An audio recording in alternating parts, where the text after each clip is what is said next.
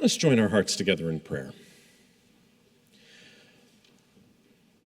Holy God, may the words from my mouth and the meditations in all our hearts be acceptable in your sight. Amen. I remember when I would have been 10 or 11 years old, and it was my birthday, and I really, really wanted a Game Boy. I wanted it so much that I remember I had to wait until the evening before I got to open, my present from my family. But I just remember all day singing the Game Boy song from the commercial. And it was like loud, and it had this like 1980s guitar riff in it, Game Boy, and jumping off the stairs and doing the air guitar. I was so excited to get this Game Boy. And I didn't even know I was going to get it. I just assumed. But sure enough, I must have dropped enough hints. I mean, what's more of a hint than like air guitaring off a stairway? Sure enough, that night I opened my present. It was a Game Boy. Best present I've ever gotten. Best present I've ever gotten. What's the best present you've ever gotten?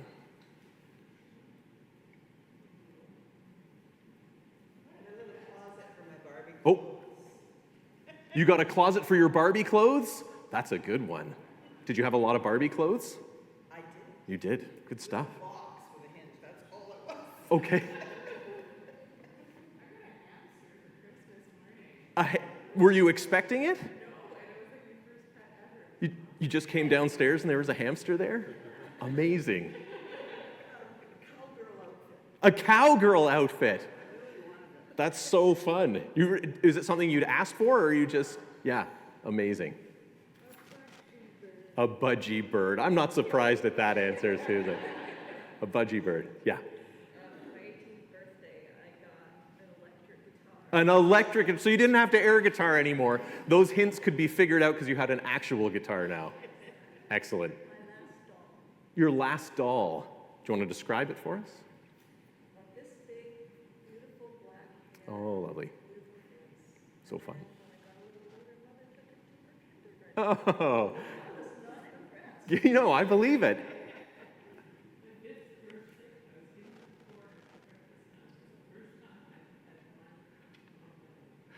So that was the first time you had your own money, and it was a quarter when you were 5. Fantastic. Times have changed, yeah. Yeah. New Mickey Mouse lights that were put on the Christmas tree overnight. That's so fun. On Christmas, so you came down and there were Mickey Mouse lights now on the Christmas tree? Oh, lovely. Anyone else?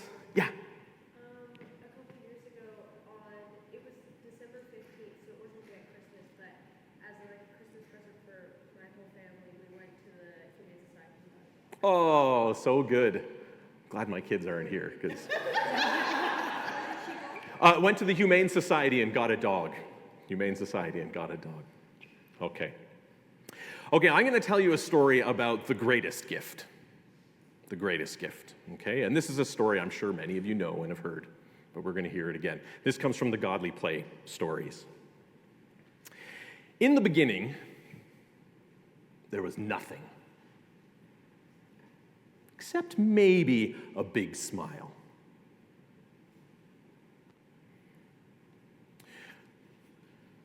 But on the first day, God gave the gift of light and darkness. And not the kind of light, like not light from a light bulb or any of these lights, or not even light from the sun, but the light that all light comes from, and the darkness that all darkness comes from. And God looked at the light and looked at the darkness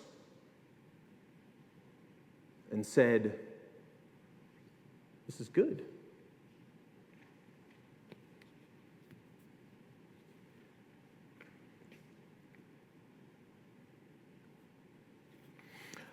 On the second day,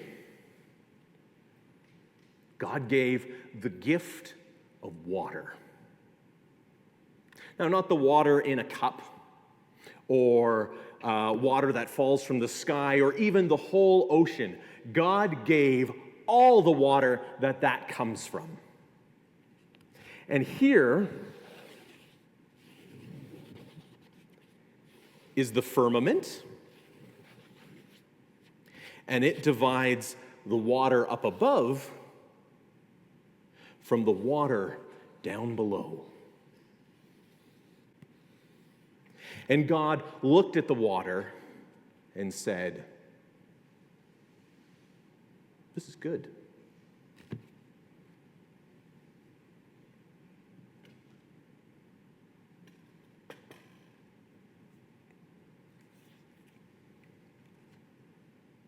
On the third day,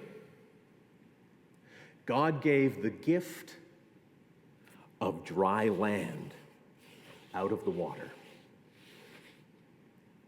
And on that dry land, God gave the gift of great green growing things. And God looked at the dry land, and God looked at the great green growing things and said, This is good."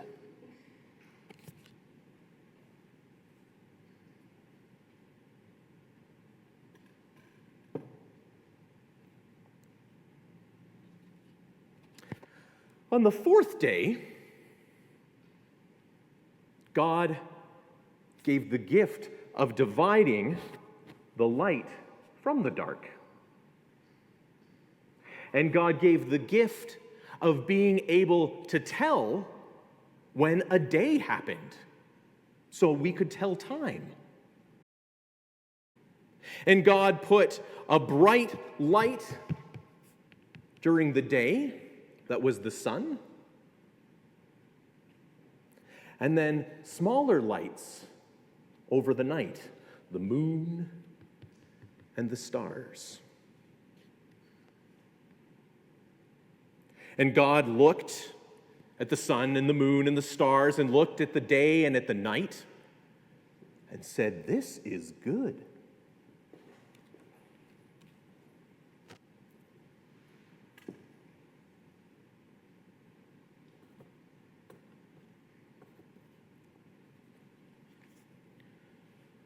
On the fifth day, God gave the gift of all the creatures that fly in the sky. And not just the birds, but all of them. All the creatures, little bugs and bats and anything that flies. And then in the sea, God gave the gift of all the creatures that swim and live in the sea. Not just the fish, but the octopuses, the squid, the tiny little microbes that swim in the sea. And God looked at the creatures flying through the air, and God looked at the creatures swimming through the sea and said, "This is good."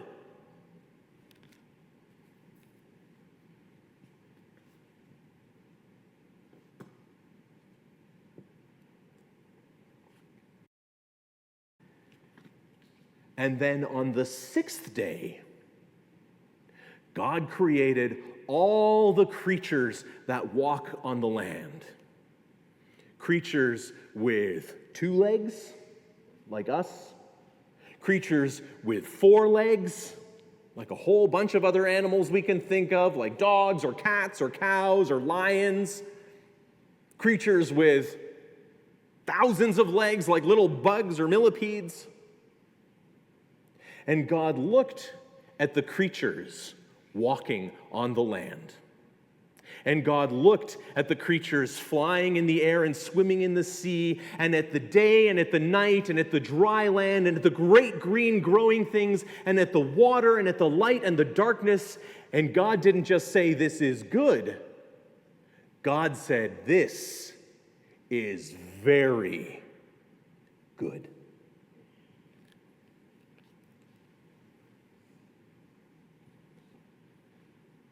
And on the 7th day, God rested. And God spent that time looking at creation and saying, "This is very good."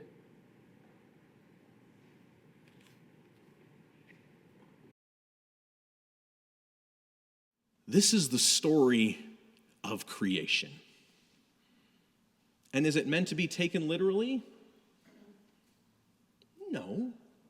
You can if you want to. But there are at least 3 creation stories in the Bible. People do a lot of work trying to make them fit together so that we can say, no, it's meant to be taken literally. They'll take 2 of them and merge them together. That's the 7-day creation story and the story of the Garden of Eden. And then the third one, which is hinted at throughout the Bible, which is God wrestling with a giant monster to make creation, that one we kind of forget about. We don't really talk about that one. But we don't need to believe in it literally to appreciate what this story is trying to say. That the world is good. That there's something holy all around us. That God, whatever you think about the inconceivableness of ultimate reality, that God cares about this creation, and that God has deep affection for this universe, or universes. And that understanding helps us to order things, to put things in place in our minds. The reading we heard from Jeremiah offers something else. This is a vision of the earth becoming formless and empty, as Jeremiah says. Where once there was light, now there's nothing. The earth that was filled with life has become desolate. No more birds, no more people, no more fertile fields. So while Genesis holds up a story of creation, Jeremiah's story is instead one of uncreation. The whole order, everything that we understand about the world, unravels. For Jeremiah and the people of Judah, their world was coming to an end. Everything they knew, everything they understood about how the world operated, everything they relied upon and thought about as guarantees and absolute assuredness was crumbling around them. It's unclear when in Jeremiah's life this was written, but in a life that saw multiple groups of exiles sent out from Judah, as well as the destruction of Jerusalem and the temple, he bore witness to years, if not decades, of decline and ultimate ruin. And throughout all that time, people were trying to wrap their heads around it. They were trying to make sense. What's going on? Everything they understood, their whole world was going through a process of uncreation. We can't underestimate the psychic shock that the destruction of the temple and the Babylonian exile had on people who saw themselves as chosen, who saw the land they lived on as promised by a God who was all-powerful. A huge part of the Old Testament, most of the Old Testament, is people trying to grapple with that idea. You can't look at pretty much any story in the Old Testament without thinking about it through the lens of people going through an exile. That's why that whole book, that's why that whole library of books was put together, to help grapple and struggle with the idea of going into exile. Their world was ending. They're trying to wrap their heads around how they can perceive the world when the whole lens they have looked through has just been shattered. And Jeremiah's with them, trying to figure that out. And so with that in mind, we can talk about the decline of our own church. We can talk about the decline of the church in Canada these days. We can talk about the state of the world. Because I know a lot of people feel like the whole world is shifting under our feet. like what we trusted in yesterday can't be assured for tomorrow. I know we look around and we wonder what comes next.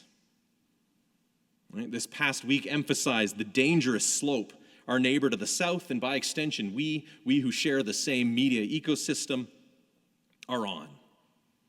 Right? With the assassination of Charlie Kirk, the most recent politically motivated killing, and the language and vitriol of wrath and vengeance that's followed it. I mean, all of that is scary. Now, perhaps we aren't at Babylonian exile levels of destruction, but I don't know. It's not too hard to imagine that we could be moving in that direction. And even though I don't know if we'll ever get there that far, but the idea that we can even imagine it, I mean, that's crazy. That's crazy, right? And so in this context, we find ourselves with Jeremiah's vision. A world that's being uncreated. Returning to the formless and empty. For the people of Judah, those foundations they relied upon, the temple, their land, their relationship with God, were brought into question or were utterly broken. And Jeremiah has to find the words that can make sense of a world that doesn't make sense anymore. And that's where we are. Trying to figure out how to live in a world that is making less and less sense. Trying to figure out how, not just how to speak about it, but how to even think about it. Standing here holding up variations of the same questions that Jeremiah had as the world we understand begins to crack, begins to crumble. What do we hold on to? What's firm beneath our feet? Who are we not in a world of yesterday and today, but what will the world even look like tomorrow? And who are we going to be in that if we can't even imagine it?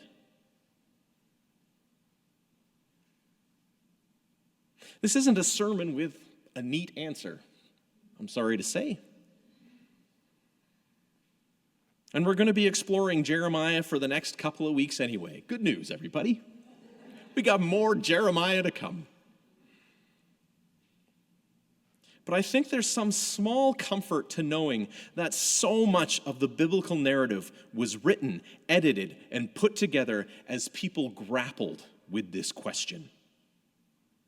Trying to figure out how to live faithfully, and to live well as the world around them starts to crumble. And there's perhaps a small modicum of hope in Jeremiah that I'll leave you with. Even in this darkest of visions, even in this world turned completely upside down, when Jeremiah says things may be laid to waste, but there's a promise in that line, a small promise to hold on to. But it won't be the end. Things may be laid to waste, but it won't be the end. Thanks be to God. Amen.